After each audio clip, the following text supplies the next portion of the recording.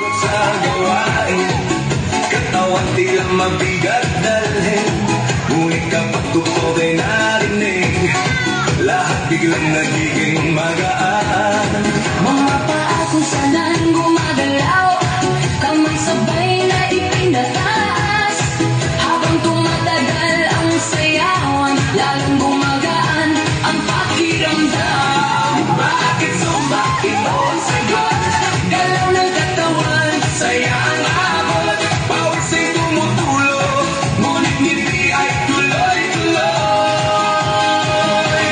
Bakit zumba? tanong ng lahat, Dito gumagaan ang bigat, habang sabay ang bawat galaw.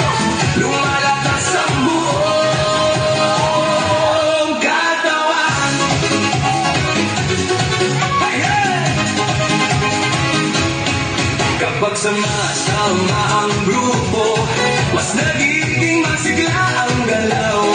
Sigaw ng saya sa paligid, nakakahawa sa damdamin. Puso ay mas nagiging matatag, Hinga ay mas nagiging malalim, habang tuloy ang bawat galaw, lakas ay unti-unting dumarami. Bakit zumba? ito ang sagot, Galaw ng katawan, saya ang